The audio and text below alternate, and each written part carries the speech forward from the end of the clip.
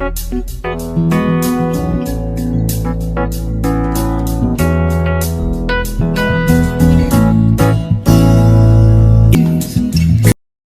nouveau ensemble pour continuer cette série avec notamment les premières ordonnances que nous allons voir. J'espère que nous allons terminer cette série et sûrement peut-être trouver et être rassuré sur le nombre des 613 ordonnances. Parce qu'il faut dire que ce nombre est connu beaucoup plus parce que il a été répertorié par certains auteurs qui ont travaillé dessus, mais ceux qui connaissent même ce nombre n'en sont pas sûrs parce que eux-mêmes n'ont pas pris le temps de comptabiliser et de répertorier l'ensemble des ordonnances. Donc, j'espère que nous pourrons le faire, mais peut-être pour citer un des auteurs et un des classements les plus connus en la matière de ces 613 ordonnances répertoriées de l'Ancienne Alliance, eh bien, c'est le classement de Maïmonde. Le classement de Maïmonde qui,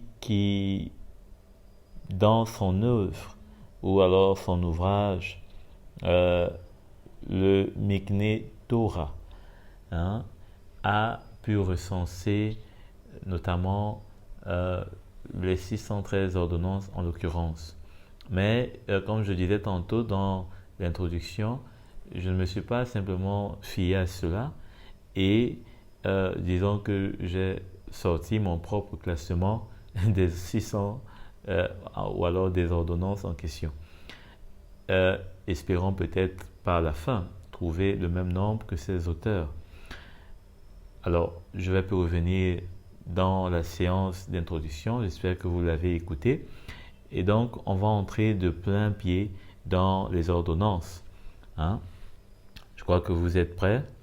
Alors, la première ordonnance que nous allons voir, je vous ai dit, rappelez-vous, vous pouvez tracer un grand tableau avec les 10 commandements. Et maintenant, les ordonnances que nous allons voir, peut-être les insérer, si vous le voulez bien, dans les cases des 10 commandements auxquels vous allez peut-être trouver une référence, que vous allez peut-être trouver bon en rapport avec le commandement et l'ordonnance qui vont ensemble, pour qu'en fait il y ait, disons, une harmonie du travail qui va permettre que on puisse peut-être lister aussi quel est peut-être le plus grand, quel est le commandement qui a le plus grand nombre d'ordonnances. C'est aussi un travail intéressant. Voilà, je vous ai dit que vous aussi vous devez être occupé pour que vous ne vous lassiez pas ou alors que votre esprit reste vraiment concentré sur l'étude. Alors, nous allons commencer avec le premier point, ou alors la première ordonnance si vous voulez. Savoir qu'il est Dieu. Alors, ça, dès le départ, on peut le ranger dans le commandement. Je suis l'Éternel. Vous voyez, l'un des textes que nous avons listé dans la séance d'introduction qui nous permettent de retrouver ces ordonnances, en l'occurrence, c'est Exode. Donc, les 10 commandements, on les retrouve dans Exode, au chapitre 20. Alors, je suis l'Éternel, ton Dieu, crois en moi, tu n'auras pas d'autre Dieu. Alors, première ordonnance, nous disons donc savoir qu'il est Dieu, avoir appris qu'il est Dieu, l'avoir à l'esprit, pas d'indifférence, c'est-à-dire que pas d'incrédulité. Croire et accepter qu'il est Dieu, qu'il est notre Dieu, que nous sommes ses créatures. Dans Exode, ou plutôt Ézéchiel, au chapitre 20, il est écrit Ézéchiel chapitre 20, verset 42. Il est écrit donc, quand vous reconnaîtrez que je suis l'Éternel, quand je vous ramènerai dans le territoire d'Israël, dans le pays que je m'étais engagé à donner à vos ancêtres.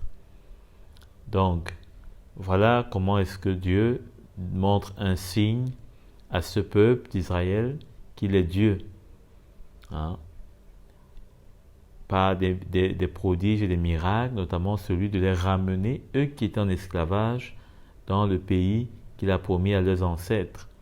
Toujours dans Ézéchiel, au chapitre 37, c'est vrai qu'on ne va pas tout lire parfois, parce qu'il y a beaucoup de textes. Vous pourrez les lire vous-même après, mais juste les noter.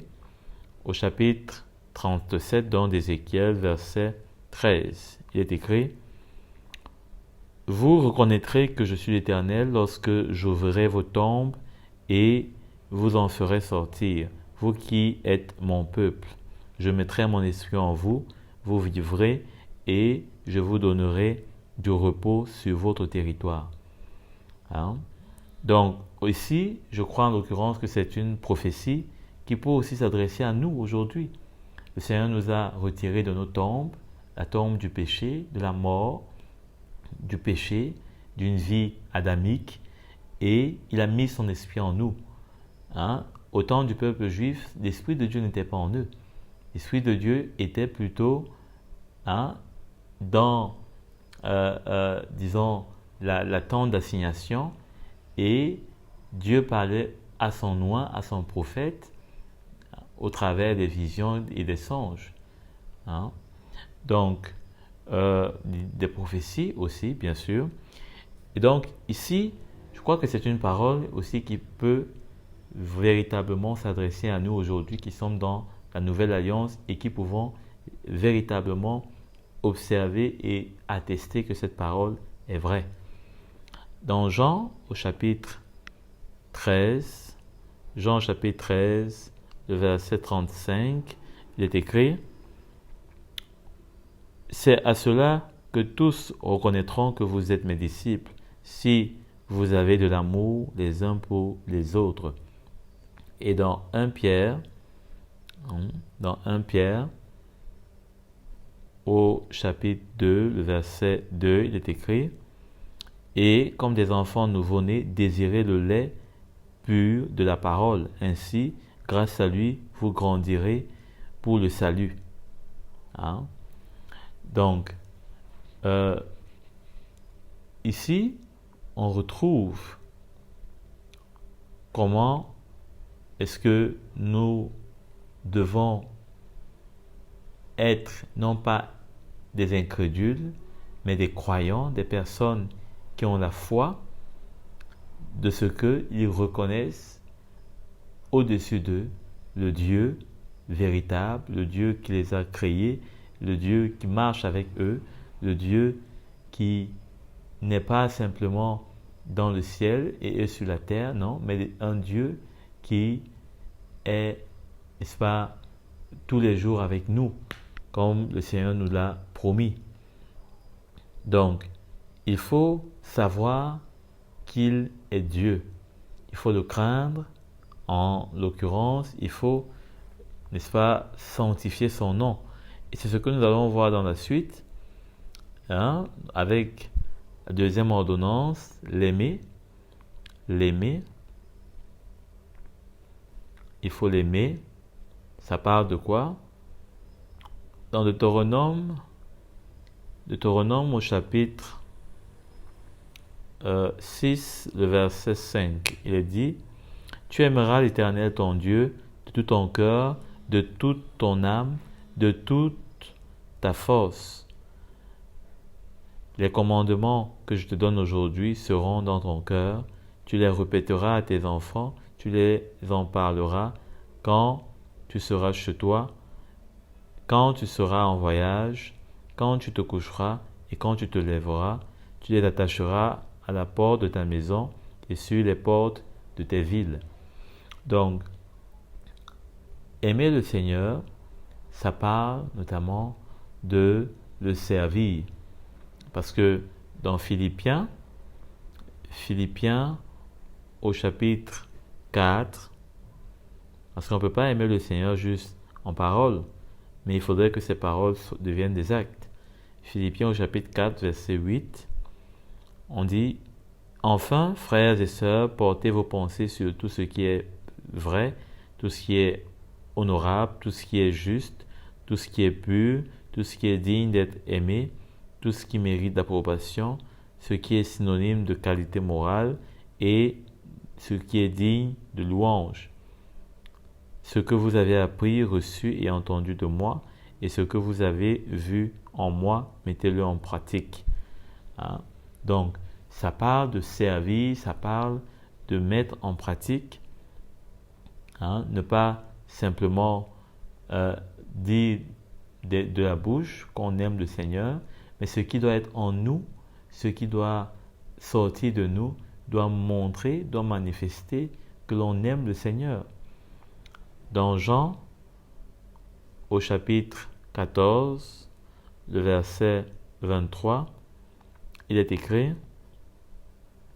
« Jésus lui répondit, « Si quelqu'un m'aime, il gardera ma parole et mon Père l'aimera. » Hein? Si quelqu'un m'aime, il gardera ma parole et mon Père l'aimera. Donc, c'est une parole qui est vérité parce que l'amour de Dieu ne peut pas juste se résumer en pensée ou dans la foi, mais elle se traduit dans les œuvres que cette foi nous amène à faire, à produire. Et notamment, c'est en gardant sa parole. Parce que celui qui garde sa parole, il dit, si quelqu'un m'aime, il garde ma parole et mon Père l'aimera. Hein? Donc, ça parle de l'aimer, et l'aimer ici est plus dans le sens de le servir. Hein? C'est plus dans le sens de le servir. Une autre ordonnance, en l'occurrence, la crainte, l'aimer, dont on a vu l'aimer, qui parle de le servir, la crainte. Hein? Dans cette ordonnance, la crainte ici fait référence à la révérence. La révérence. Dans Deutéronome, au chapitre 6, le verset 13, il est écrit « C'est l'Éternel ton Dieu que tu craindras, c'est lui que tu serviras, et c'est par son nom que tu prêteras serment. » Donc, la crainte ici parle de la révérence, ça ne parle pas de la peur, mais ça parle de la révérence, hein, de la soumission. Et toujours dans Deutéronome au chapitre 10, le verset 20, il est écrit « Car l'Éternel ton Dieu que tu craindras, c'est lui que tu serviras, c'est à lui que tu t'attacheras, et c'est par son nom que tu prêteras serment. » Donc c'est toujours les mêmes paroles. Et ici, craindre appelle et amène à devenir sage. Hein? C'est pourquoi dans Proverbe au chapitre 1, parce que ce n'est pas juste une crainte qui est juste pour une crainte, mais le résultat va nous amener à devenir sage. C'est pourquoi dans Proverbe 1 au verset 7, il est écrit « La connaissance commence par la crainte de l'Éternel. » Connaissance commence par la crainte de l'Éternel. Donc, la sagesse commence par la crainte de l'Éternel.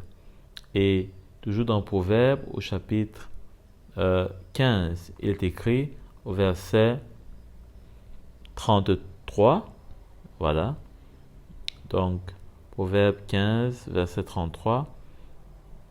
La crainte de l'Éternel enseigne la sagesse et l'humilité précède la gloire. Donc, si on est sage, cela va nous amener à être humbles, à nous humilier, à ne pas nous élever nous-mêmes. Et donc, c'est la gloire qui sera par la suite.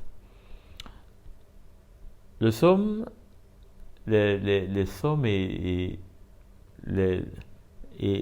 livre de l'Ecclésiaste nous montrent cela comme exemple. David, on a vu comment il s'est humilié, lorsqu'il a dû faire face à la révolte d'Absalom.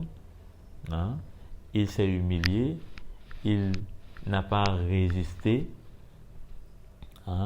mais il a compris que le Seigneur voulait le châtier parce que lui-même, il s'était mal conduit, et il a fait face au jugement de Dieu dans l'humilité. L'Ecclésiaste également le dit, malgré toute sa richesse, malgré toute la gloire dont il a pu avoir, il a trouvé que tout ça n'était que vanité et que le Seigneur seul méritait que le juste lui accorde, n'est-ce pas, et lui consacre toute sa vie. Parce que la vie sur cette terre, comme il le dit lui-même, elle est vanité. Elle est passagère. Dans Psaume, pour voir un exemple, Psaume, de ce que le psalmiste dit, au chapitre 62, verset 10, il est écrit, « Oui, les fils d'Adam ne sont qu'un souffle. » C'est très fort ce que le psalmiste dit ici. Les fils d'Adam.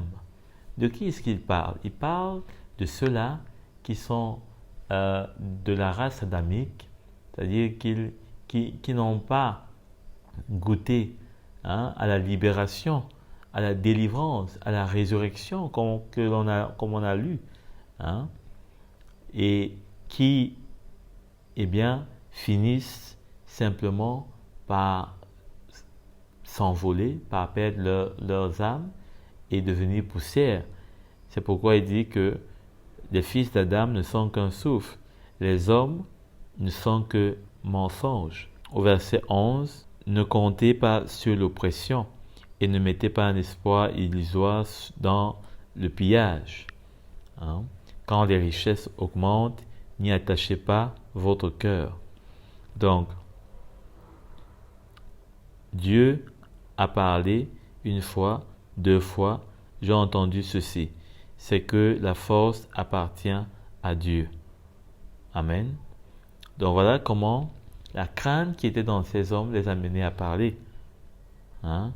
Il dit au verset 13, « À toi aussi, Seigneur, appartient la bonté, car tu traites chacun conformément à ses actes. » Voilà un exemple de la sagesse dont ces hommes, dans leur humilité, ont pu observer.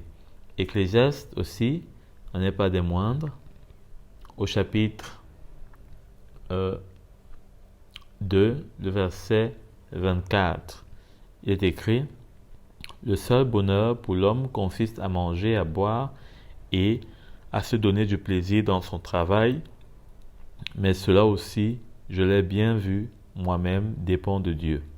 En effet, qui peut manger et jouir de quelque chose en dehors de moi?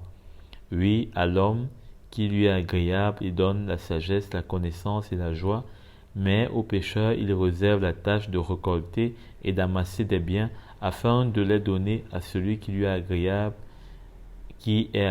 à Dieu. C'est cela aussi, c'est de la fumée et cela revient à se poursuivre le vent. Donc, voilà la sagesse que ces hommes ont bénéficié parce qu'il y avait une crainte dans leur cœur. Ils reconnaissaient qu'il y a un Dieu à qui rien n'est impossible et qui donne à chacun selon ses actes. Donc, l'ordonnance suivante, la quatrième, je pense bien, c'est de sanctifier le nom de l'Éternel. Il faut sanctifier le nom de l'Éternel. Ça se trouve dans Lévitique, au chapitre 22, le verset 31. Il est écrit, « Vous respecterez mes commandements, vous les mettrez en pratique. Je suis l'Éternel. Vous ne déshonorerez pas mon saint nom, afin que ma sainteté soit respectée au milieu des Israélites. Je suis l'Éternel qui vous considère comme saint et qui vous ai fait sortir d'Égypte pour être votre Dieu. Je suis l'Éternel. » Donc, il dit de ne pas déshonorer, de ne pas déshonorer son saint nom. Ça parle de sanctifier son nom. Si on ne le déshonore pas, on doit le sanctifier. C'est-à-dire qu'il doit rester saint. Et donc, dans Matthieu, au chapitre 6, plutôt, verset 9, il est écrit, Jésus enseignant à ses disciples comment prier, il dit que ton nom soit sanctifié. Que ton nom soit sanctifié. Dans d'autres versions, c'est écrit que la sainteté de ton nom soit respectée. Que la sainteté de ton nom soit respectée. Ésaïe parle également de cela dans le chapitre 5, verset 16. Il est écrit, L'Éternel, le Maître de l'univers, sera élevé par le jugement. Le Dieu saint sera reconnu comme tel par la justice. Vous voyez? Donc, le Dieu saint sera reconnu comme tel par la justice. Donc, sera reconnu par la justice. Qu'il est saint. Donc, cela est vrai parce que quand on voit la justice qui se dégage de la loi, on trouve véritablement que Dieu est saint. Il n'y a pas de ténèbres en lui. Et on va le voir au fur et à mesure. Dans 2 Corinthiens, au chapitre 5, le verset 21. Il est écrit, en effet, celui qui n'a pas connu le péché, il l'a fait devenir péché pour que nous aussi, nous devenions justice de Dieu. Donc déjà, cette œuvre-là nous permet de voir que Dieu, effectivement, il est saint.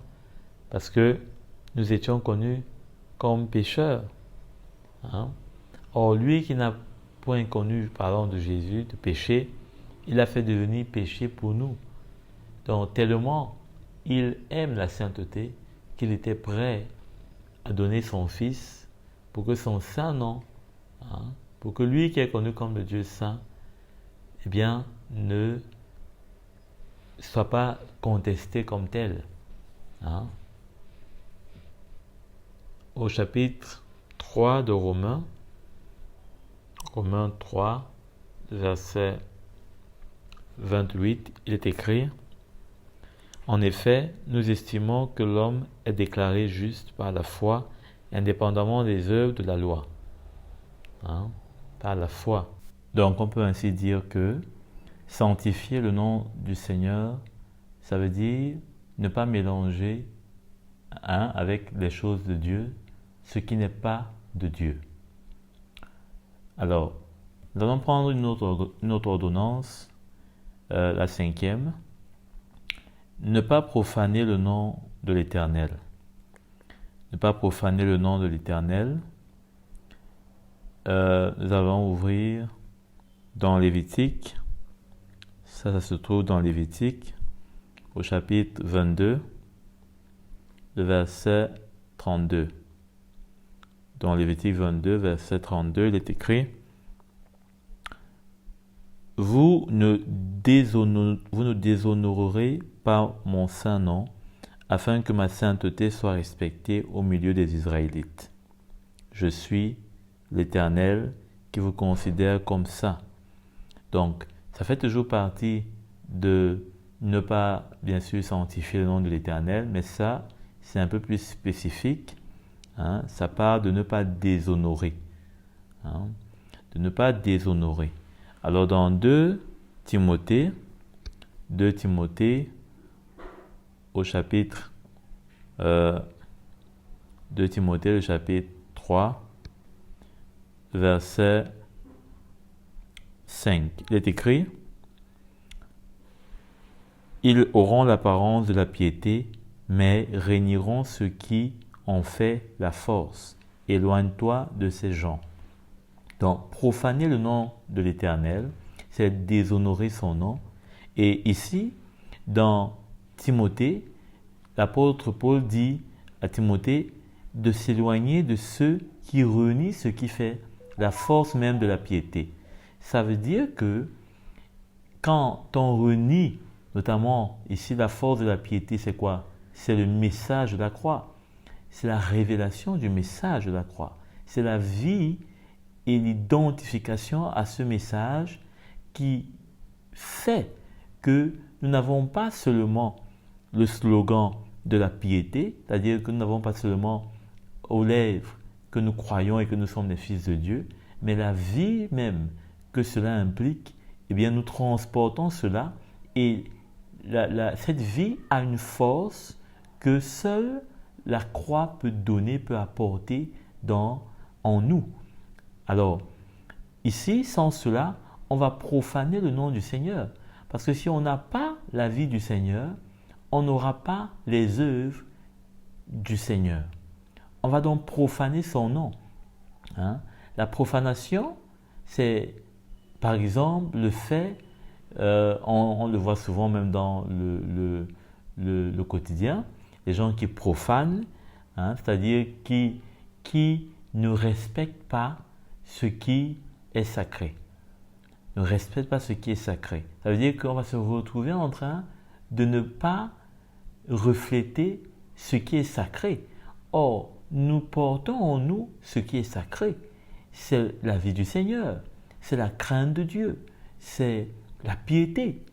Donc, si on ne respecte pas cela, ça vient de ce que, eh bien, on n'a pas en nous la force qui emmène et qui nous soumet librement à cette force, à ce sacré qui est Christ en nous. Qui est Christ en nous. Donc, il ne faut pas profaner le nom du Seigneur. Ce n'est pas, par exemple, je ne sais pas moi quoi, c'est pas moi, un exemple simple. Si vous avez fait un t-shirt et que vous avez peut-être, je ne sais pas moi, dessiné quelque chose qui a, je ne sais pas moi, vous savez, parfois quand les gens font un logo, ils peuvent faire des dessins sur le logo. Je ne sais pas moi, si vous faites cela sur le nom de Christ, ce n'est pas comme si vous avez profané le nom de Christ. C'est-à-dire que ce n'est pas il ne faut pas regarder à ces ordonnances de manière charnelle. Il ne faut pas regarder à cela forcément de manière charnelle, non. Il faut voir en cela, notamment avec la lumière de la nouvelle alliance, ce que cela peut refléter en nous par rapport à nos vies. Par rapport à nos vies. Donc, on prend un exemple simple. Si quelqu'un fait une blague et dans cette blague, peut-être il dit que Jésus aurait peut-être lui-même, je ne sais pas moi, pu vendre, je ne sais pas moi, sa divinité. Je ne sais pas moi, si quelqu'un fait une blague par exemple comme ça, je ne sais pas trop, mais ce n'est pas comme s'il a profané le nom du Seigneur. Donc, il ne faut pas regarder à cela avec un point légaliste, peut-être comme si maintenant on ne va pas prononcer le nom du Seigneur n'importe comment, ou bien ce serait profaner son nom, ou bien alors, prenons un cas simple, on ne va pas peut-être écrire le nom du Seigneur. Vous savez, à un certain moment, notamment quand les églises dites de réveil sont apparues, on n'écrivait pas le nom de Christ n'importe comment. Si vous étiez par exemple un jeune chrétien, vous écrivez le nom de Christ, disons, sur votre cahier, je ne sais pas moi, dessiner ça, c'était gênant, parce qu'on voyait en ce nom un nom puissant, un nom sacré, et donc il ne fallait pas s'amuser avec. Mais ce n'est pas ça, profaner le nom du Seigneur. Donc, il faut faire attention de rester avec la lettre. Alors, profaner ici, il y a un terme hébreu qui est celui de kanef. Kanef qui veut dire souiller, qui veut dire souiller, qui veut dire polluer, qui veut dire corrompre. Alors, cela parle effectivement de cette profanation, c'est-à-dire qui est de prendre le nom de Dieu et de faire avec ce nom n'importe quoi, de faire ce qu'on veut, hein?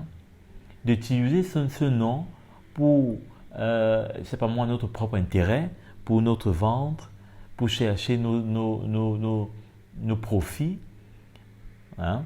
Et c'est ça qui est utilisé aujourd'hui pour rançonner, pour piller la maison de Dieu, pour piller les chrétiens, hein?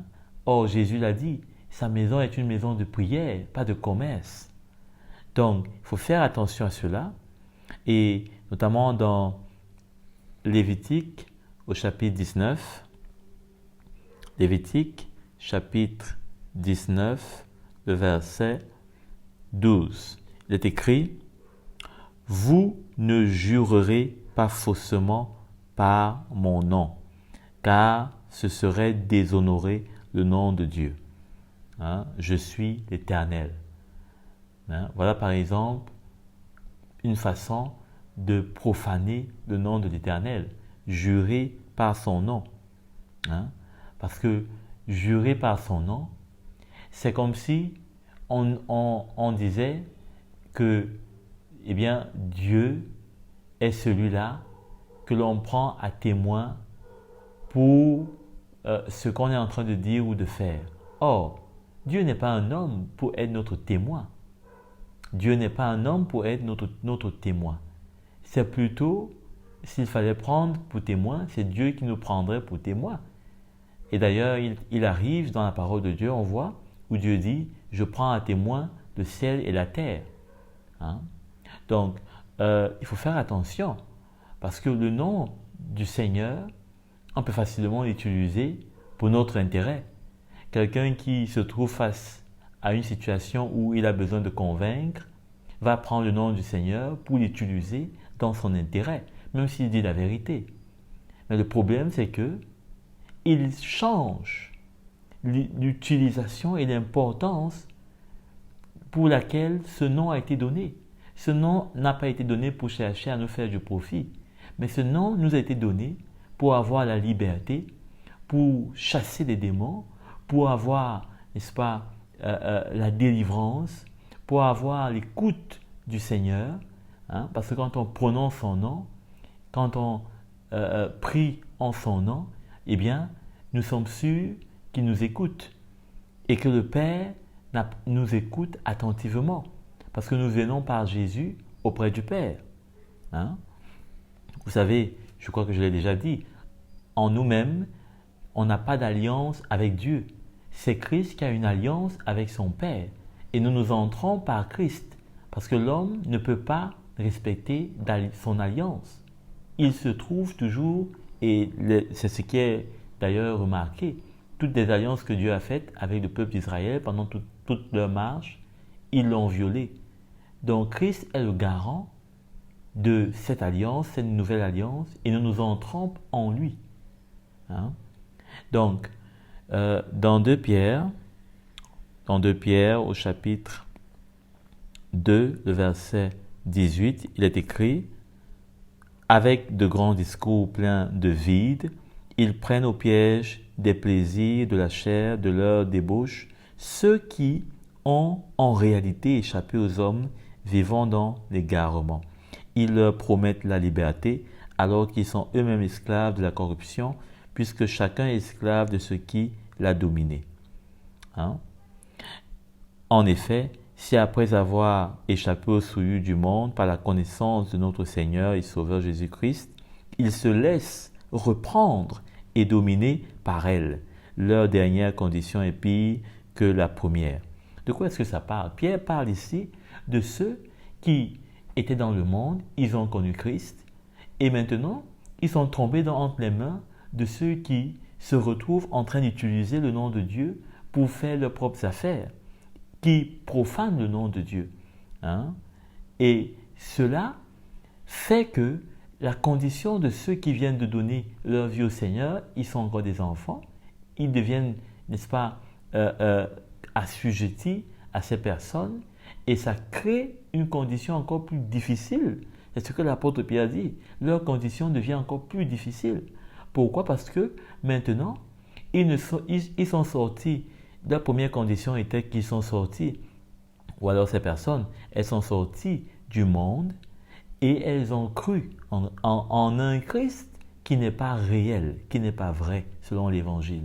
Mais leur condition est encore plus pire parce que maintenant, elles ont cru dans un faux évangile, dans un faux Christ, dans de fausses promesses, puisque l'apôtre Pierre dit que ces personnes promettent la liberté alors qu'elles-mêmes elles sont enchaînées. Elles sont enchaînées parce qu'elles veulent faire et rechercher leur intérêt.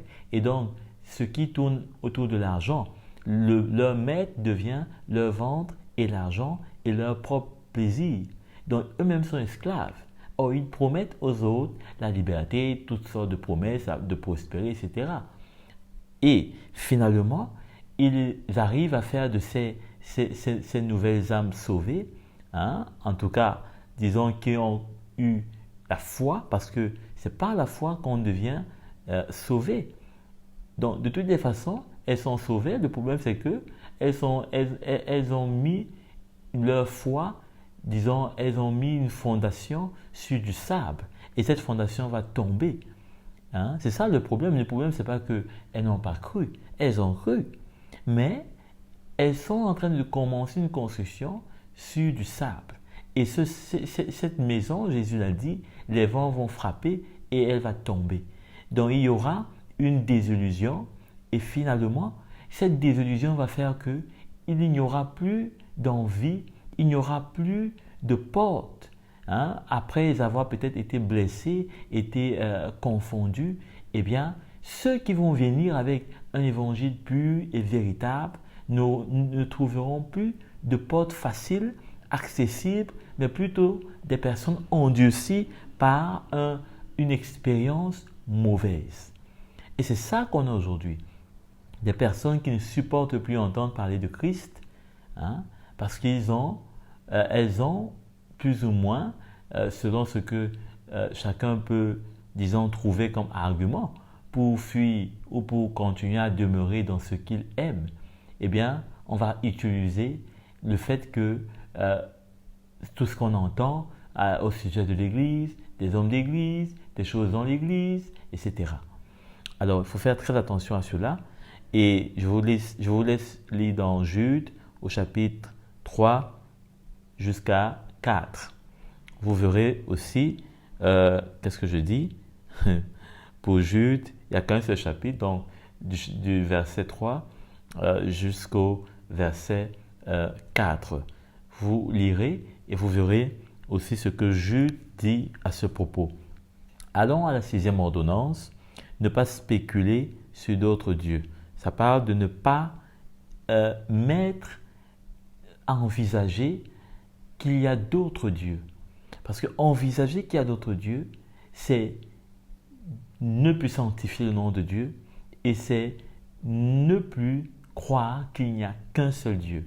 Et cela est remarquable pour ceux qui sont notamment dans les coutumes, qui sont traditionalistes dans leurs coutumes, dans leur façon d'avoir hérité de leur pensée, de la pensée coutumière, de leur civilisation, de leur environnement, de leur tradition, de leur famille, etc. Pourquoi? Parce que ce qu'on entend, notamment ici en Afrique, c'est que oui, on reconnaît qu'il y a Dieu, le créateur de l'univers, mais que ce Dieu n'est pas le seul. On va dire qu'il y a aussi le Dieu de la pluie, le Dieu de la récolte, le Dieu de ceci. On va reconnaître que oui, il y a Dieu, mais le Dieu que vous priez comme ceci, ce n'est pas simplement comme ça qu'il faut le prier. Il y a aussi d'autres façons de le chercher. Il n'est pas seulement à l'église, il est aussi dans nos coutumes. C'est comme ça qu'il y a le langage, notamment de ceux qui sont appelés souvent les gardiens de la tradition, qui vont essayer de démontrer que le blanc a voulu montrer aux Noirs qu'il y a un Dieu qu'ils ne connaissaient pas. Or, l'Africain, disent-ils, avait leur Dieu. Donc finalement, on se retrouve comme s'il y avait plusieurs dieux. Ou alors on se retrouve comme si il n'y a pas qu'un seul Dieu et il n'y a pas qu'une seule façon de le chercher ou de le connaître. Et ça, c'est un danger. C'est pourquoi il ne faut pas ouvrir la porte. Il ne faut pas ouvrir la porte à ceux qui, n'est-ce pas, parlent de trouver Dieu de multiples façons. Il n'y a qu'une seule façon de trouver le Seigneur. Il n'y a qu'une seule façon d'arriver au Seigneur, c'est par Jésus. Et si Jésus n'est pas notre porte d'accès au Père, au Dieu créateur, au Dieu qui est le seul vrai Dieu, puisque si même on parle d'autres dieux, ce sont des faux dieux, ce sont des dieux imaginaires, ce sont des dieux sans force, ce sont des dieux qui n'ont pas de capacité de faire du bien ou du mal. La parole de Dieu nous le dit. Donc, on peut être tenté avec ce qu'on a hérité dans nos coutumes à gauche et à droite, de croire que, nos coutumes aussi connaissaient Dieu et que, mais non, la preuve en est que nos coutumes ne connaissent pas Jésus. Oui, nos coutumes parlent de Dieu, mais nos coutumes ne parlent pas de Jésus. Et c'est là que ces coutumes ne peuvent pas être nos coutumes. Déjà que nous sommes régénérés, nous ne sommes plus des fils adamiques, nous l'avons lu. Nous ne sommes plus de ceux-là, parce que ceux-là, ils partent dans le tombeau, ils ne ressuscitent pas. Mais ceux qui sont de la promesse, nous, à savoir, qui héritons de cette promesse par la foi, nous ne pouvons plus nous identifier comme l'apôtre Paul le dit. Lui qui était juif, pur, lui qui était hébreu, on ne peut plus s'identifier à ces choses. On ne peut plus s'identifier à cet acte de naissance. Parce que cela, ce n'est que de la boue, ce n'est que de la désillusion. C'est pour nous ramener dans les ténèbres, pour adorer des statues que nous-mêmes on fabrique. Cela ne nous apporte que du malheur. Parce que Dieu haït cela. Et pour nous en rendre compte, allons dans Exode 20 au verset 3. C'est clair. Tu n'auras pas d'autre Dieu devant moi. Amen. Alors, dans 2 Timothée, au chapitre 6, le verset 16, il est écrit « Évite les bavardages profanes, car ceux qui s'y livrent avanceront toujours plus dans l'impiété. » Et leur parole propagera son infection comme la gangrène. C'est le cas d'Hyménée et de Philette. Ils se sont détournés de la vérité en affirmant que la résurrection est déjà arrivée et ils ébranlent la foi de certains. Ça, notamment, c'est un cas que personnellement j'ai vécu. Des frères qui se sont égarés de la foi en prétextant que Jésus était apparu en Chine, etc., avec une pseudo-doctrine. Voilà.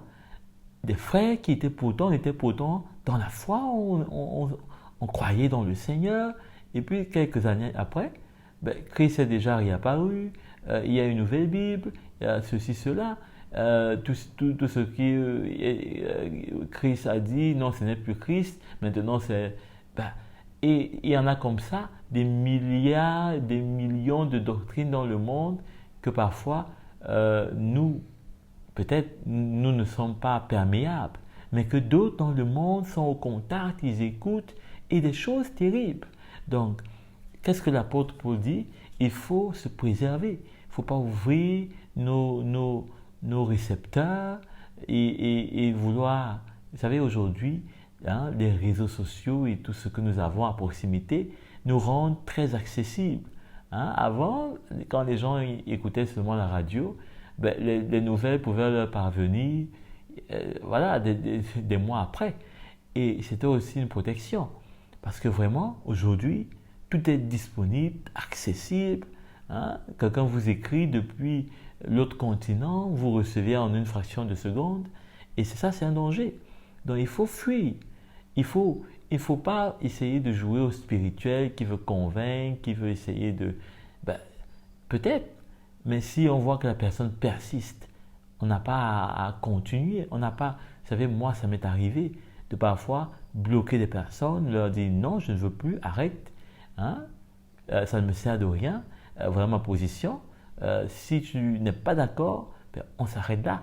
Tu continues, si tu en es persuadé, eh bien peut-être que c'est pas moi. Le Seigneur va faire son œuvre et on verra. Mais pour le moment, on arrête là. Et ça, c'est aussi une façon de se préserver, de se protéger et de comprendre, n'est-ce pas, que, eh bien, nous n'avons pas à démontrer ou à amener une conviction à l'autre. Eh bien, c'est le Seigneur qui le fait. Et si une personne n'est pas disponible, n'est pas ouverte, n'est pas prête à cela, eh bien, ce n'est pas nous qui devons être prêts et continuer et à persister sur ce chemin. Hein? Donc, ça c'était la 6e ordonnance. On va ouvrir dans 2 Pierre également, qui va nous donner un avertissement avant de continuer. 2 Pierre au chapitre 2, le verset 12, il est écrit « Mais eux, pareils à des animaux dépourvus de raison, qui sont destinés à être capturés et abattus, ils calomnient ce qu'ils ignorent. » Hein? Ils calomnient ce qu'ils ignorent. Donc, on ne va pas entrer dans le jeu de ceux qui peut-être, par réseau interposé, peut-être, c'est pas moi, disent des choses pour nous attaquer, pour attaquer ce qu'on connaît comme étant la vérité. Parce que, généralement, il se passe que ce qui est faux a tendance à vouloir plus attaquer, a tendance à vouloir à chercher à faire une démonstration de force, hein, d'explication, d'arguments. Eh bien, il ne faut pas entrer dans ce jeu. Hein, parce que, comme des bêtes, hein, qui sont dépourvues de raison, ils sont destinés à être capturés et abattus. Hein. Parfois, on a des frères au milieu de nous qui ne cherchent pas à simplement accepter, même s'ils ne comprennent pas, hein, accepter, hein, ce que, eh bien, ils entendent sans chercher trop plus, sans chercher de démonstration, d'argumentaire, de versets, je ne sais pas moi quoi, non. Ils n'arrivent pas à se soumettre de cœur à ce qui est dit, à ce qui est amené par l'autorité, hein, par le leadership dans l'Église, par ceux qui sont élevés, par ceux qui sont remplis, hein, de l'onction de Dieu, qui portent un ministère en l'occurrence et qui conduisent le peuple de Dieu, qui enseignent le peuple de Dieu. Non, ils ne sont pas satisfaits. Eh bien, c'est eux qui vont se faire, n'est-ce pas, dévorer, hein, comme des bêtes dépourvues de sens, parce qu'ils n'auront pas suivi et respecté la voie du berger. Hein. Donc, la 7e ordonnance, nous allons continuer. Tu inculqueras à tes enfants les lois de l'Éternel. Alors, ça, c'est quelque chose aussi que nous ne devons pas oublier. Parce que sanctifier le nom de l'Éternel, c'est aussi le faire à travers nos enfants. Hein? Leur montrer les voies de l'Éternel, leur expliquer, hein, ce que le Seigneur a fait pour nous, hein, ce que le Seigneur fait pour eux, que eux-mêmes peut-être ne voient pas, que eux-mêmes ne savent pas, et normal, ce sont des enfants. Mais c'est à nous de leur montrer cela, de leur parler du Seigneur. Vous savez, très tôt, les enfants, ils sont ouverts. Et si on ne leur parle pas du Seigneur, eh bien, eux, ils seront ouverts à tout ce que le monde veut leur apporter. Les super-héros, je ne sais pas moi quoi, tous ces super-héros qui apparaissent, hein, au fil, je sais pas moi, au fil et à mesure que les années passent. Ils sont aujourd'hui nombreux. Hein. Et, ils vont rêver de Barbie, ils vont rêver de je sais pas moi quoi, de Superman et tout ça. Ça va remplir leur tête. Mais après, hein, qu'est-ce que ça va donner pour leur vie? Absolument rien. Hein? Absolument rien. Superman ne va jamais venir sauver quelqu'un dans sa vie. Mais le Seigneur, lui, il est vivant, il est réel. Hein? Donc, on ne doit pas oublier de transmettre, hein, le nom de Dieu, hein, à nos enfants. Hein? De très tôt commencer à mettre leur foi, leur espérance en Dieu. Et vous savez bien plus que moi, hein, que quand vous dites à un enfant quelque chose, eh bien, il croit. C'est pourquoi le Seigneur nous demande d'être comme des petits-enfants. Il croit. Il commence à vous poser des questions. Il commence à être intéressé. Hein? Et même s'il n'est pas intéressé, hein, donnez-lui d'être intéressé. Cherchez les moyens pour qu'il soit intéressé. Hein? Parce que aujourd'hui, il faut reconnaître que quand vous parlez de Dieu et qu'il y a Superman à côté, Superman est plus facile à croire. Hein? Parce qu'on le voit dans les films, on a l'impression qu'il est réel. Hein? Mais qui est plus réel, hein, que le Seigneur? Hein? Qui, même nous ne sommes pas plus réels que le Seigneur, nous sommes une vapeur. Hein? Du jour au lendemain, on entend quelqu'un a disparu, il n'est plus, il est mort, il est décédé, et puis il devient poussière, on l'a oublié, et puis... Mais le Seigneur, hein, jusqu'à l'éternité, hein, il sera là. Qu'est-ce qu'il peut l'enlever? Hein? Il est réel. Hein? On l'a vu dans nos vies, sa fidélité. Hein? Et donc, nous pouvons lire dans Exode au chapitre, Exode, ou alors plutôt, oui, Exode, chapitre 20, le verset 7.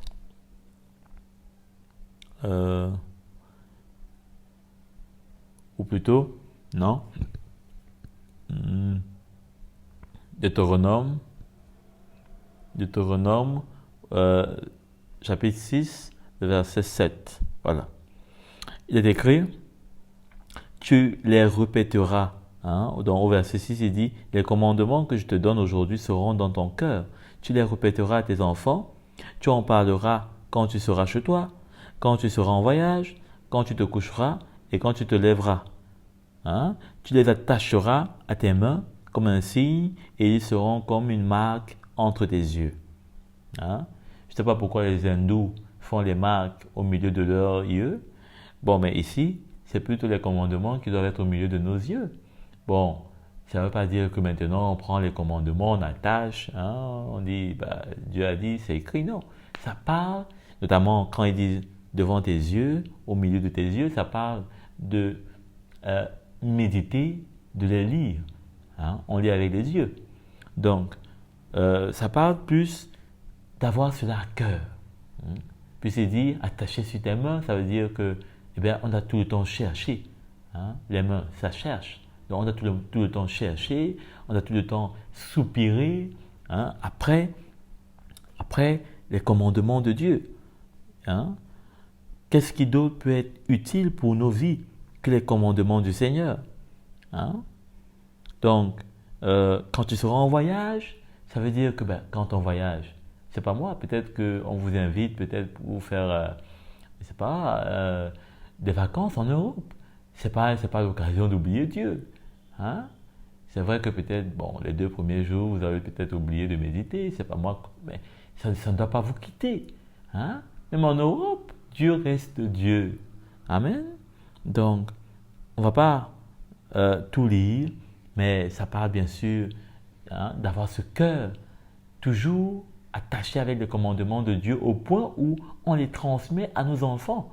C'est formidable aujourd'hui d'avoir des parents qui ne transmettent pas de choses du Seigneur à leurs enfants. Ça montre 2 choses. Déjà, eux-mêmes ne sont pas attachés. Or, ici, la parole de Dieu nous dit, tu les attacheras à tes mains. Donc, ça montre déjà qu'ils ne sont pas attachés. Et de 2, ça montre qu'ils ont leur propre plan pour leurs enfants. Et ça, il ne faut pas être surpris plus tard quand on est les premiers à pleurer. Hein? Parce que le Seigneur est celui qui connaît mieux, hein, les meilleurs plans pour nos enfants. Donc, on va aussi lire dans Proverbes, vous connaissez le passage, Proverbe 22, chapitre 22, au verset 6. Il est écrit « Éduque l'enfant d'après la voie qu'il doit suivre. Même quand il sera vieux, il ne s'en détournera pas. » Amen. C'est une promesse. C'est une promesse. Donc, tu veux préparer la venue de ton enfant? Voilà la première des choses. Hein? Puisque quand il sera devant, qui va lui empêcher de prendre une cigarette, de fumer, de se droguer, d'aller avec, je ne sais pas moi, les personnes de mauvaise compagnie? C'est le Seigneur. La crainte de Dieu dans son cœur, hein, va faire qu'il ne se détournera pas. Hein? La Bible dit que la vie est dans le sentier de la justice. Hein? La vie est dans le sentier de la justice. Donc si nous laissons nos enfants sans leur inculquer la crainte de Dieu dans le sentier de la justice, ils n'auront pas la vie. Hein? Ils peuvent même devenir des ministres, mais finir par détourner. Hein? On entend tous ces scandales qui nous dépassent même parfois. Donc on ne va pas tout lire. Hein? Allons dans Somme au chapitre 102, le verset 18. Il est écrit, hein? Allons-y vite. Ou plutôt, voilà, chapitre 19. Donc verset 19 plutôt.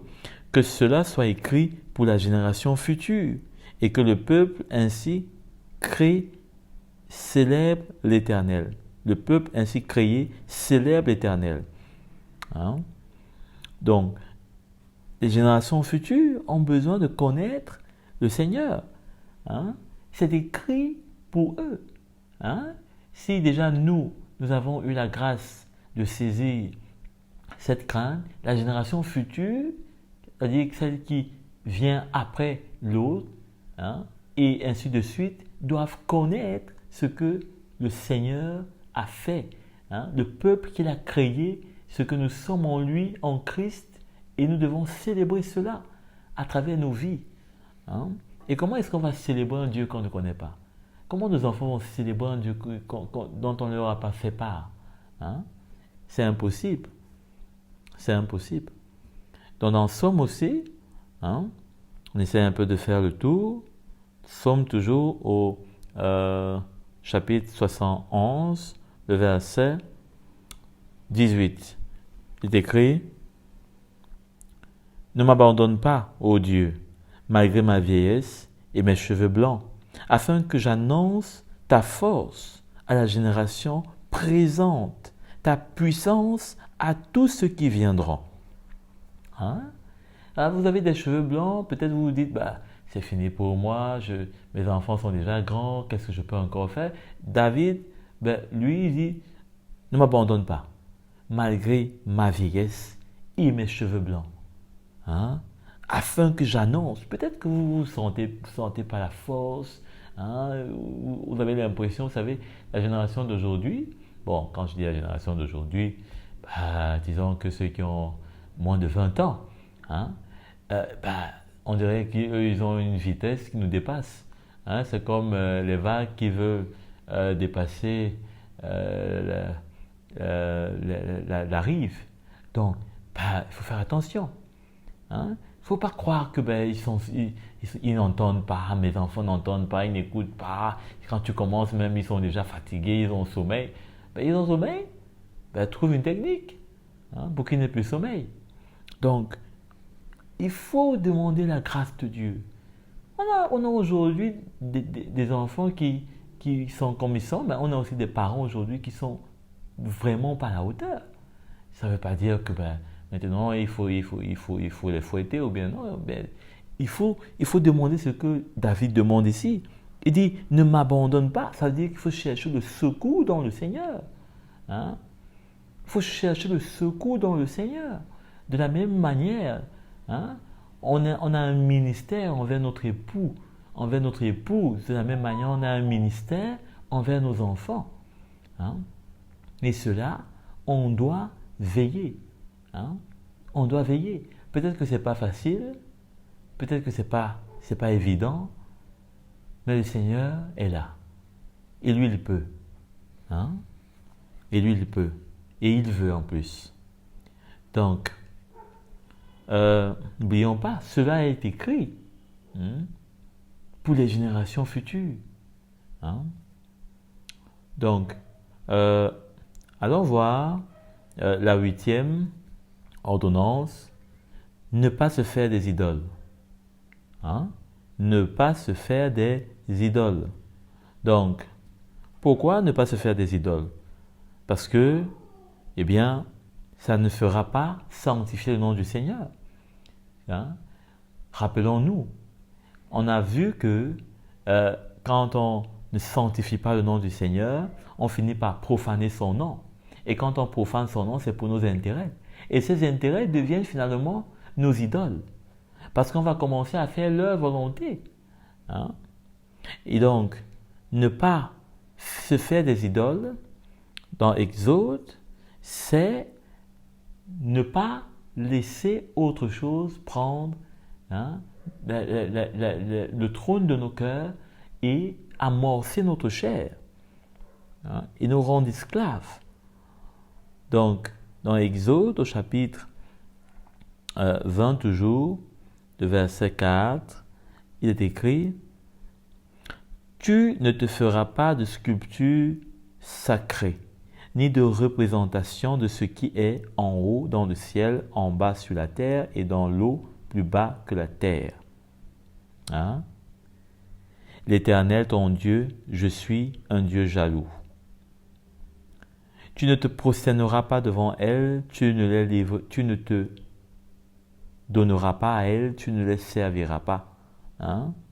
Je punis la faute des pères sur les enfants jusqu'à la 3e génération et la 4e génération de ceux qui me détestent. Hein? Et j'agis avec bonté jusqu'à 1000 générations envers ceux qui m'aiment. Hein? On voit quand même que le Seigneur est bon. Il dit qu'il agit jusqu'à 1000 générations envers ceux qui l'aiment, et il agit seulement contre ceux qui ne l'aiment pas, qui le détestent, jusqu'à la 3e et la 4e génération. Donc, il ne faut pas dire que le Seigneur est méchant. On voit plutôt qu'il est bon, non? Hein? On voit plutôt qu'il est bon. Il ne punit pas trop, il ne punit pas jusqu'à toujours. Hein? Seulement 3 à 4 générations. Bon, c'est vrai que ce verset aussi, ailleurs, le Seigneur dit qu'il ne punit pas la faute des pères sur les enfants. Donc, ce n'est pas un verset qu'il faut prendre comme ça facilement. Non. Et en plus, nous, dans la Nouvelle Alliance, on n'a plus affaire aux malédictions. Hein? Christ a été fait malédiction pour nous. Alors, de quoi est-ce qu'il s'agit plutôt? Il s'agit de comprendre que le Seigneur ici, vous voyez le verset quand même assez costaud, c'est l'un des commandements, des 10 commandements qui est un peu long. Ça montre que le Seigneur a un problème vraiment avec des idoles. Et on va revenir plus tard, s'agissant des idoles, parce qu'il y a beaucoup de choses à dire. Parce qu'aujourd'hui, dans le monde d'aujourd'hui, les idoles sont partout. Les idoles sont partout. C'est comme dans l'antique Rome, ou l'idolâtrie, ou alors l'antique Égypte. Les idoles étaient partout.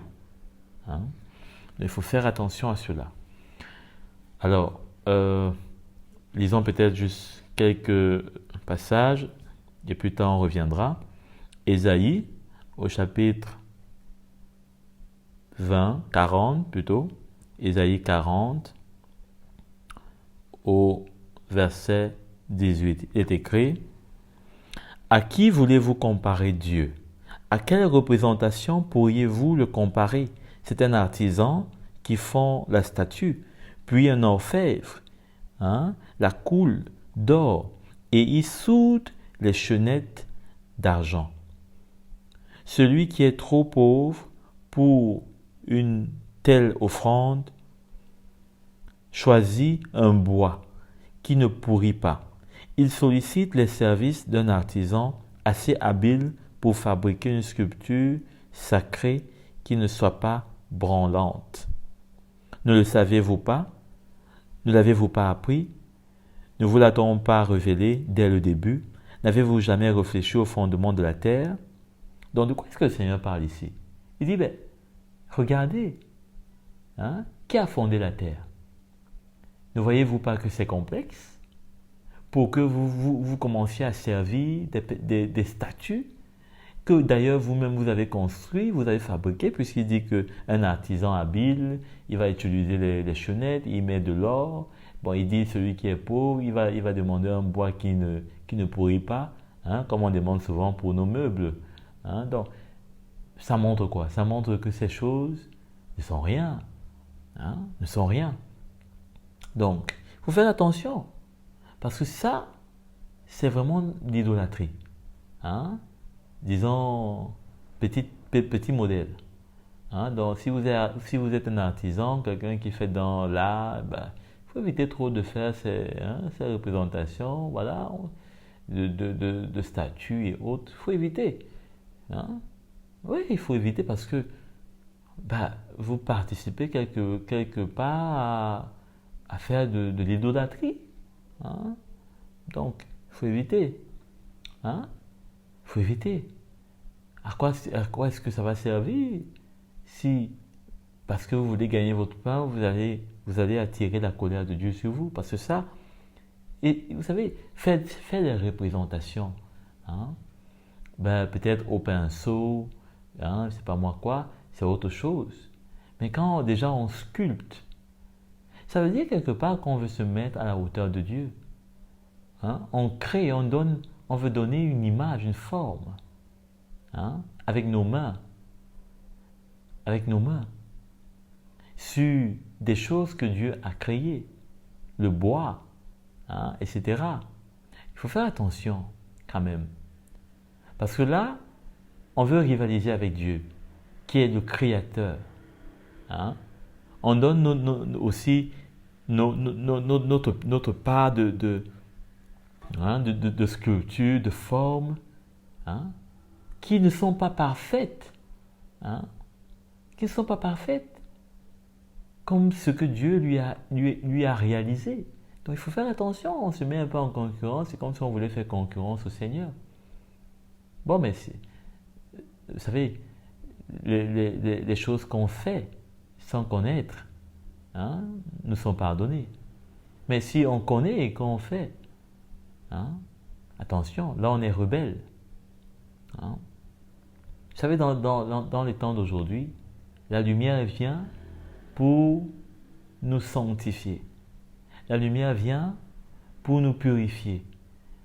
Dans Psaume, on va le lire peut-être en conclusion, à la fin de l'étude, David dit que « Sanctifie-moi de mes péchés inconnus. » Sanctifie-moi de mes péchés inconnus. Il faut faire attention. C'est vrai que on doit avoir une révélation. Parce que l'Esprit de Dieu est là pour nous convaincre du péché, de justice. On doit avoir une révélation de ce qu'on fait. On doit avoir une révélation de ce qu'on fait. On ne peut pas participer à l'idolâtrie que certains vont aller faire. Et dire que peut-être tout est pur pour celui qui est pur. Mais si déjà dans ta conscience, la lumière est venue frapper pour que tu vois ce qui est pur et ce qui est impur, tu ne peux plus dire que tout est pur pour celui qui est impur. Parce que déjà dans ton cœur, ce n'est plus pur. Parce que la lumière dit que ça, c'est impur. Alors on va continuer. Dans le chapitre 44, toujours d'Ésaïe, le verset 9. Il est écrit « Ceux qui fabriquent des sculptures sacrées ne sont tous que vides et celles qui font leur plus grand plaisir ne servent à rien. » Vous voyez, il faut bien lire, il faut bien comprendre. faut faire attention. Donc, du reste, elles en témoignent elles-mêmes. Elles ne voient rien et ne savent rien, si bien qu'ils seront couverts de honte. Qui est-ce qui façonne un Dieu et coule une sculpture sacrée pour n'en retirer aucune utilité? Qui est-ce qui? Le Seigneur pose la question. Qui? Aucune utilité. Il sculpte pour n'en retirer aucune utilité. Hein? Et bien, c'est pas moi que vous allez dire que Seigneur, je suis là bien nourri, mes bambins, mon épouse. Le Seigneur dit, tu n'en retires aucune utilité, aucune, à ses yeux. Hein? Qui? Il pose la question. Tous ses associés seront couverts de honte. Il dit bien tous ses associés. Associés, c'est-à-dire que c'est une bande d'idolâtrie et d'idolâtres. Celui qui fabrique, celui qui achète, celui qui part pour offrir, celui qui se met à adorer, ce sont des associés et ils sont couverts de honte. Celui qui part chercher le bois, celui qui apporte, il taille, il donne. Attention, bien-aimés, attention. C'est pourquoi j'ai dit à l'introduction que il faut que le niveau de notre justice soit relevé. Soit relevé. Donc, les artisans, ne sont eux-mêmes que des êtres humains. Qu'ils se rassemblent là et qu'ils se présentent tous. Et tous ensemble, ils seront tremblants et couverts de honte. Vous savez, moi là, quand c'est écrit comme ça, demain je change d'activité. Qu'ils se rassemblent tous. Donc le Seigneur veut les juger parce que ils sont entêtés. Ils se trompent. Pour confectionner une hache, le forgeron travaille avec des braises. Donc ici, qu'est-ce que le Seigneur veut montrer? Ce sont des dieux qui sont des créations d'hommes. Vous allez lire tout ça. Donc, il faut faire attention. Faut faire attention. Ça irrite le Seigneur. Ça crée dans le Seigneur une colère, un feu qui ne peut pas s'éteindre. Alors, vous pouvez aussi lire dans Lévitique, au chapitre 26, allons dans 2 Corinthiens, un peu dans la Nouvelle Alliance, 2 Corinthiens, chapitre 4, verset 3, puisque j'ai dit qu'on allait revenir. Il dit, si notre évangile est encore voilé, il est pour ceux qui périssent, pour les incrédules, dont le Dieu de ce monde a aveuglé l'intelligence, afin qu'ils ne voient pas briller l'éclat que projette l'évangile de la gloire de Christ, qui est l'image de Dieu. Donc l'image que l'on doit aujourd'hui s'atteler à travailler, c'est la gloire de Christ. C'est Christ en nous. Il ne faut pas qu'on se laisse aveugler par le Dieu de ce monde, qui obscurencie notre intelligence. 9e ordonnance, ne pas détruire d'objets portant son nom. Ne pas détruire d'objets portant son nom. Donc, dans le livre de Deutéronome 12 au verset 4, il est écrit, « Ce n'est pas ainsi que vous agirez envers l'Éternel votre Dieu. Au contraire, c'est à l'endroit que l'Éternel votre Dieu choisira parmi toutes vos tribus pour y placer son nom, pour y habiter, que vous le chercherez et que vous vous rendrez. Mais au contraire, vous détruirez tous les endroits où les nations que vous allez chasser servent leur Dieu, sur les hautes montagnes, sur les collines et sur tous les arbres verts. Vous démolirez leurs autels, vous briserez leurs statues et vous livrerez aux flammes leurs poteaux sacrés. vous abattrez les sculptures sacrées de leur Dieu et vous ferez disparaître leur nom de ces endroits-là. Hein? Donc, ça, c'est ce que nous devons plutôt faire. Au contraire, détruire tout ce qui est autel, tout ce qui est sculpture sacrée des peuples étrangers. Donc, j'ai dit que nous allons y revenir, mais ça parle déjà de ne pas permettre, ne pas donner un accès à quel que soit le type, la forme d'une idole dans nos vies. L'apôtre Paul, nous savons qu'il a persécuté avant d'avoir rencontré le Seigneur. Hein, il a persécuté certains de l'Église primitive. Et quand on parle de ne pas détruire d'objets qui portent le nom du Seigneur, cela commence premièrement par Jésus lui-même, hein, qui était le temple que Dieu a reconstruit après que les hommes, notamment les pharisiens, ont détruit. Et nous connaissons, n'est-ce pas, ce que Jésus a dit, hein, quand il parlait aux pharisiens en leur disant que je vous le dis, si vous détruisez ce temple, en 3 jours, je le rebâtirai. Et nous savons que Jésus, comme il est dit, parlait de lui. Hein? Il ne parlait pas du temple en question même, du temple des Israélites, mais il parlait plutôt de lui-même. Et dans 1 Corinthiens au chapitre 3, le verset 17, il est écrit: « Si quelqu'un détruit le temple de Dieu, Dieu le détruira. Car le temple de Dieu est saint et c'est ce que vous êtes. » Donc, nous sommes le temple de Dieu. Et le temple de Dieu porte le nom de Dieu. Puisque c'est le temple de Dieu, c'est son temple. Donc, nous sommes donc des objets, en quelque sorte, qui portent le nom de Dieu. Hein? Nous sommes des fils de Dieu, nous sommes les serviteurs de Dieu, nous sommes le peuple de Dieu.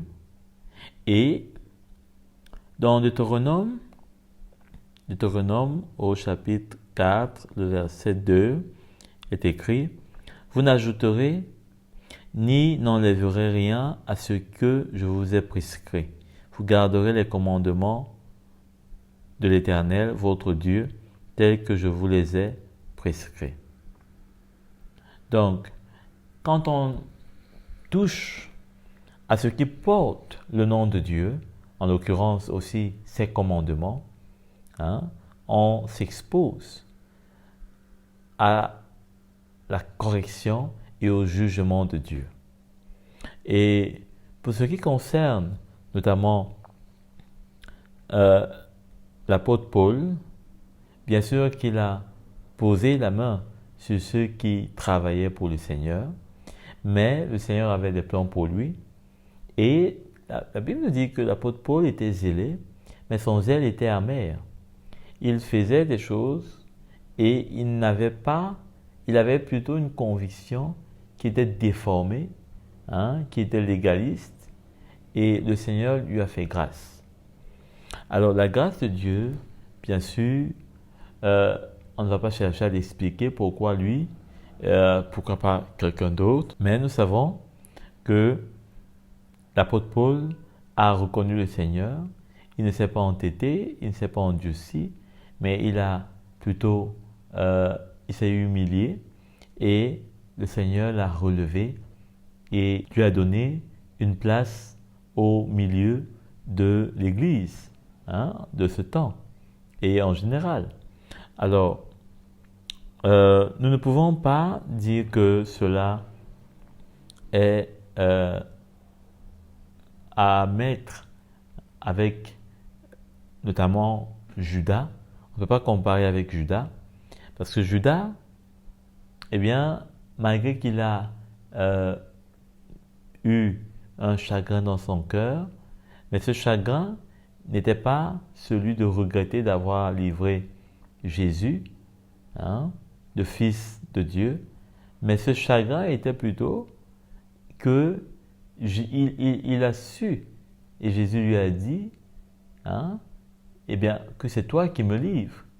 Donc, il croyait se cacher en livrant Jésus, mais Jésus plutôt lui a montré qu'il était à nu, qu'il savait, qu'il connaissait ses plans, et cela a amené une honte et un chagrin, une tristesse dans son cœur, surtout qu'il avait fait pour de l'argent, et il a été pris de remords. Donc, il ne s'est pas plutôt humilié pour implorer le Seigneur, pour lui demander sa grâce, mais il a été pris de remords parce qu'il avait été démasqué. Et ces deux attitudes que le Seigneur a jugées.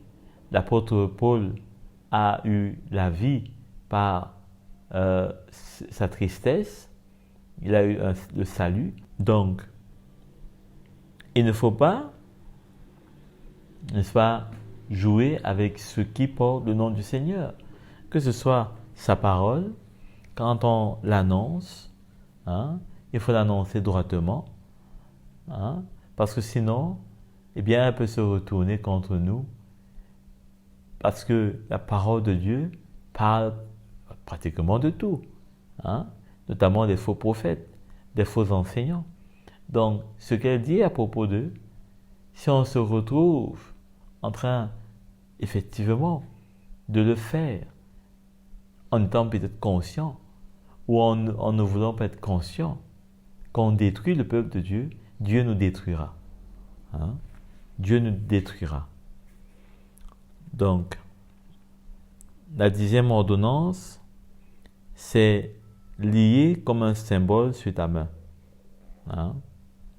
Lié comme un symbole sur ta main, ça parle de rechercher.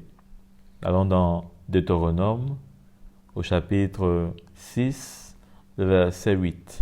Il est écrit, tu les attacheras à tes mains quand tu te coucheras et quand tu te lèveras. Donc, ça montre combien on a recherché les commandements de Dieu, la parole de Dieu. On ne peut pas juste être satisfait de l'écouter, parce qu'elle nous est servie. Il y a un temps, bien sûr, où la parole de Dieu nous est servie, où on reçoit du lait pour bien grandir, mais après, nous-mêmes, on doit rechercher, on doit attacher. Comme il est dit ici, tu attacheras à tes mains comme un signe, et ce sera comme une marque entre tes yeux. Donc, ça parle notamment de cette recherche, et ça sera comme une marque entre tes yeux. Peut-être que ça veut dire aussi que cela peut nous donner des regards, un regard pur. Vous savez, aujourd'hui, il y a des personnes, surtout les jeunes, quand vous les regardez, vous avez l'impression qu'ils vont vous agresser. Ils n'ont pas un regard pur, ils n'ont pas un regard doux, ils n'ont pas un regard qui est rempli de calme et de piété. Mais il y a plutôt un regard qui est agressif, qui est rempli même d'impureté. On se demande parfois avec certains, juste leur regard, ce qu'ils peuvent bien penser. Ce qu'ils peuvent bien penser. Donc, n'en parlons pas de leurs gestes, n'en parlons pas de leur attitude. Donc, on a aussi dans Jacques au chapitre 1, le verset 2. Il est écrit, Jacques, le chapitre 1, verset 22, « Mettez en pratique la parole et ne vous contentez pas à l'écouter en vous trompant vous-même par des faux raisonnements. Donc, il faut mettre en pratique. Il faut pas simplement rechercher, pas seulement désirer, mais l'attacher à tes mains, ça veut dire que il faudrait t'exercer, il faudrait persévérer, hein? Il faudrait demeurer avec. Hein? Donc, dans Jean, au chapitre 15 aussi, vous pourrez lire dans Matthieu 7, verset 24, en Romains 2, verset 13. Hein? Donc, on va simplement s'arrêter avec Matthieu, le verset 15, plutôt Jean, dans Jean, on va plutôt s'arrêter dans Jean, au chapitre 15, verset 14. Pierre prit la parole et dit, explique-nous cette parabole. Jésus dit, vous aussi, vous êtes encore sans intelligence. Ne comprenez-vous pas que tout ce qui est dans la bouche, va dans le ventre, puis est évacué dans les toilettes, mais ce qui sort de la bouche vient du cœur et c'est ce qui rend l'homme pur.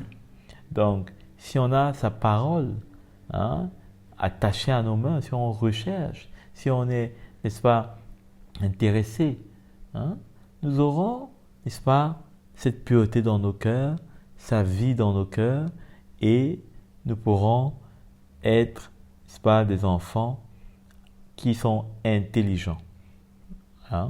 Qui sont intelligents. Donc, dans la 11e ordonnance, il est parlé de ne pas utiliser le nom de Dieu à la légère, en vain. Ne pas utiliser le nom du Seigneur en vain. Et pour cela, ouvrons pour voir dans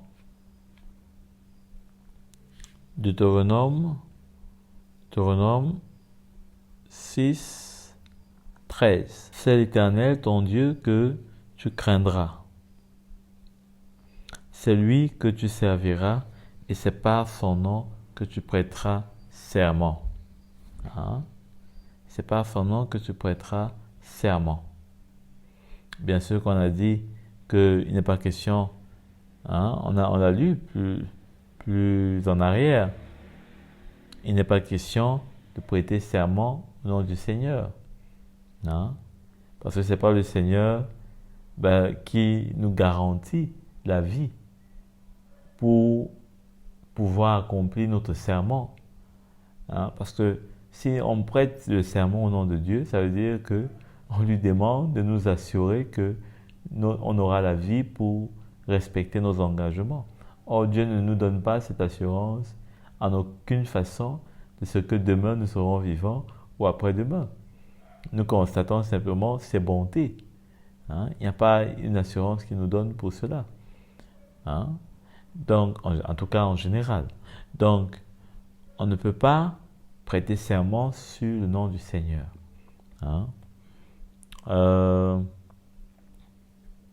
Au chapitre 19 de Lévitique, chapitre 19, verset 12, il est écrit, « Vous ne jurerez pas faussement par la tromperie les uns envers les autres.